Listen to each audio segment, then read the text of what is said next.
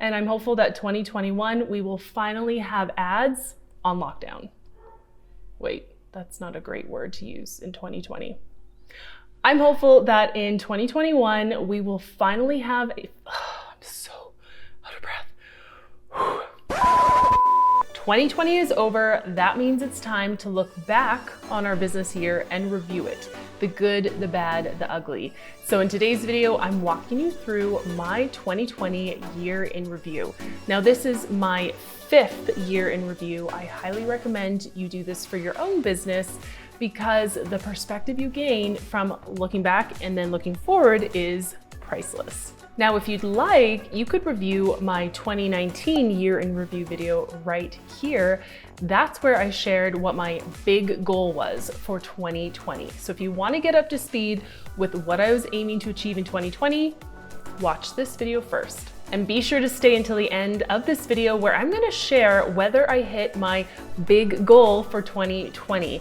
And I'm sharing with you stats. I'm talking subscribers, numbers, followers, all that good stuff. So let's dive in. The format that I've been following to review my year goes a little something like this. First, what went well in the previous year? Next, what didn't go so well?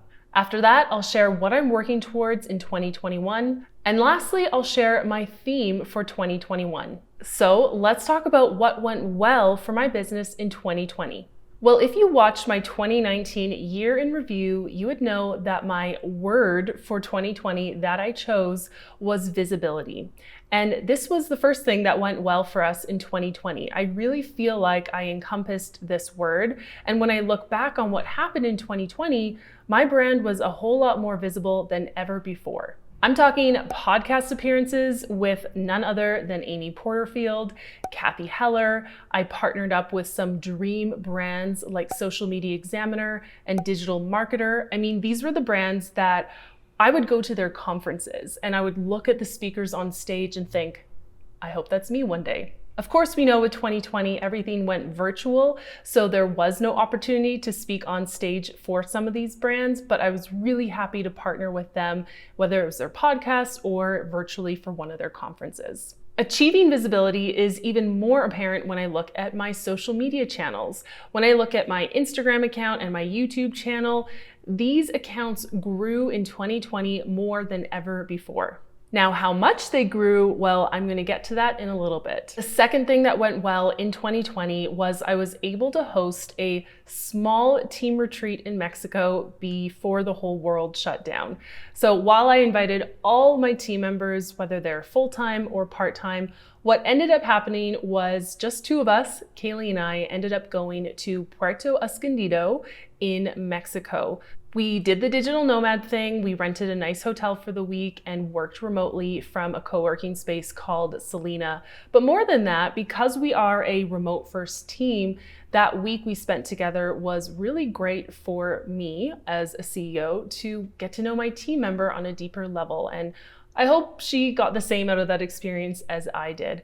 And of course, we didn't just work the whole time. We also took some days off, went to the local beach club, did a couple restaurants and nights out. So those were the experiences that really stood out for me, especially as the rest of the 2020 year played out and we couldn't really meet up in person. So I was really glad that we were able to travel to Mexico at the beginning of the year and have that experience before everything changed. The third thing that went well in 2020 was growing our product suite. This is our digital products.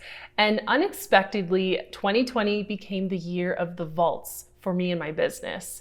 At the end of 2019, we released Story Vault, and that product really excited a lot of people, and people just honestly loved it. And as that audience of customers grew from Story Vault, they began to give me a few ideas. And it was actually my audience members who told me, Elise, can you do something like this for Instagram captions? So after a summer of trying to write 300 Instagram caption templates, it took me way longer than I anticipated, but the end result was over 20,000 words. Like, it's a meaty kind of product. So I think it was the fall of 2020 when I finally launched Caption Vault. And this was a huge undertaking and a huge relief. but my audience loves it. So if you've joined StoryVault or CaptionVault and you've helped give me that kind of feedback, I want to give you a huge, huge thanks. As much as the vaults were a lot of work to create, I'm so glad to see people using them, putting the story ideas and the caption templates into use and getting results for your business. Now, not long after CaptionVault, we released Videos Vault. That's because I had created kind of a TikTok vault in the summer of 2020, but then Reels came out. So that's when I realized, I don't want to have a TikTok vault and a Reels vault. I just want to have a Videos Vault. So I merged the trainings together into one product called Videos Vault. And in that one, you get 300 ideas for your video marketing, whether it's for TikTok or Reels. And this is the third vault that we created. So 2020 was a huge product creation year. As much as the vaults are mini products or small digital products, they are a lot of work. But the proof is in the pudding. You, the customer, are loving the vaults and you're getting results back to your business. So that makes me very happy. The fourth thing that went well for me in 2020 was I made a huge decision to close my agency from accepting new clients. And I also let go of some of my clients that I had been with for years. So this happened in the summer of 2020, and it was a big decision because my agency, Canopy, has kind of been the bread and butter of my revenue for years. You know, as much as I create and release digital products, I could always rely on the revenue from my agency. But with the growth of our products in 2020, I began to see that the revenue from the agency just wasn't the bread and butter anymore. So I made the decision, because I am a creature of habit and I like holding on to things for a long time, I made the decision to actually close down my agency for now. Who knows what the future will hold, but for now I am solely focused on the Elise Darma brand and creating more digital products for you. The fifth thing that went well in 2020 was you, my students. You achieved some amazing results.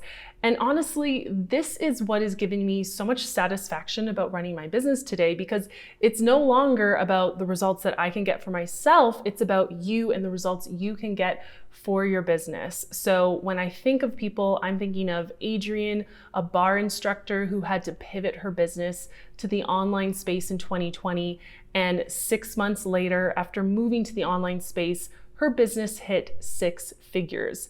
And she credits StoryVault and VideoVault for that. Well, more so Instagram marketing as a whole, because all of her marketing is done organically on Instagram. So Adrienne's done amazing. We also have Lonnie, who is an artist, and his results are really incredible. In 1 month, his business did about $1,000 in sales. Then he joined StoryVault and VideosVault. The following month, his business did $15,000 in sales. Like 15x growth is wild, but it's these stories that make me so happy because, again, the vaults are a lot of work to create and run, but when I see students putting them into action and getting these kind of results, it honestly just makes me feel so happy. Over 2020, we collected hundreds of testimonials and results from our students, but other people who come to mind are students like Ebony, Narissa, Sade, Amber Shaw. These are people who have embraced stories or Instagram or video marketing for their business, and they have seen some amazing results, and I honestly couldn't be more proud. The last thing that went well for us in 2020 was at the beginning of the year, we set out 5 business objectives that we wanted to achieve that year. And I'm happy to report that we hit 3 of the 5 objectives. The first objective that we achieved is that we reached 100,000 followers on Instagram. That was one of my 2020 goals, and we did it. The second objective we wanted to achieve was to reach 50,000 email subscribers, and we hit that objective about halfway through 2020. The last objective that we achieved, and this was my big goal that I set out at the beginning of the year, we reached $1 million in sales. If you've been following my income reports or my year in reviews, you know that this is huge. Our business went from 5 figures to being in the 6-figure range for many years, and 2020 was the first year that we reached $1 million in sales. Honestly, when it happened, I didn't share anything publicly. I didn't announce it. It was something that my team and I celebrated internally because I just wanted to sit with it. I didn't want to go blasting it on social media. I didn't want to start bragging about it because, again, my perspective has changed. It's really less about me and my results, and it's more about you and my students getting results for your businesses. So as much as my team and I were super happy to reach our goal, we decided to celebrate it amongst ourselves and instead shift focus to really celebrate the wins of our students. Now that I've shared with you my major wins from the year, it's time for a reality check, and I want to share with you what didn't go so well in 2020. So of the 5 objectives that we set out to achieve, we missed 2 of them. One of them was to hit 100,000 visitors to our website and blog each month, and that was something we didn't achieve. The other objective we didn't achieve was we wanted to hit 100,000 YouTube subscribers. While I'm super happy about the results we did get, we set a very lofty objective and we didn't reach it. The second thing that didn't go so well in 2020 was instead of launching or creating an official coaching program, I actually ended up shutting down the one that I had been running from 2019. Now, I don't necessarily see this as a bad thing because I wanted to shut the program down so that I could relaunch it and revise it in a way that it would just be more specific to the type of person I was trying to help. But to be honest, the vaults took over my life in 2020, and I just didn't get around to creating a coaching program or even having maybe the energy for it. So who knows what 2021 will hold. Right now, there currently isn't a coaching program, but we'll see. And the cool thing is even though I shut down the coaching program, I still got an email from one of my students who was in it, who was able to hit her 2020 goals. So that was a really cool present to receive at the end of the year. The third thing that didn't go so well in 2020 was, again, we had trickiness with running Facebook ads, and we also dabbled in YouTube ads. So to give you some context, I was running my Facebook ads for majority of 2020, doing not a bad job, but it's like a full-time job. So in the summer of 2020, I hired an agency to help me out with my ads. Now, when you run ads, of course, you're putting in a certain amount of money to Facebook and getting a certain amount back. Unfortunately, when we worked with an agency, every month we were getting less money back from our ad spend. That's our return on ad spend. So from a financial perspective, it just stopped making sense, especially because a lot of Facebook ads agencies charge you, the client, a percentage of how much they're spending of your money. This really stopped working for me in 2020 because if you think about it, an ads agency can spend a lot of your money, get less in return, but because they're spending more of your money, they can charge you more. It just doesn't make sense. So after a couple months of this relationship, I had to end it. I do have some good news. I again started running my own ads, but again, it's a full-time job. So I believe I have a great team member in place now who can manage the ads for me. So I'm hopeful that in 2021, we will finally have our Facebook ads down. The fourth thing that didn't go so well was I realized that our website, which we had redone and redesigned in 2019, it just wasn't working for us anymore. We did develop a WordPress website, which has certainly helped with our SEO. However, I realized that it was super limiting for me or my team members to go in and make any updates ourselves. So if you want to see the whole website disaster that happened in 2019, you can watch my year in review right here. But I realized that in 2020, we've already outgrown it, and we're probably going to have to go through that process again where we need to redo our website. But now I know it needs to be a lot more user-friendly for my team and I. So at least there's that lesson learned. The fifth thing that didn't go so well last year was, unfortunately, I had to deal with copycats of my digital products. Now, this isn't new to the online course space or the digital product space, but I did find it disheartening when I realized that people I knew in the industry were copying parts of my products. And this came to me from their customers seeing their product and letting me know, hey, this really looks a lot like yours, Elise. So again, it was challenging to deal with. In fact, one person completely took one of my sales pages, word for word, turned it into Spanish, and probably thought I wouldn't ever see it. But again, a Spanish-speaking customer and follower of mine let me know.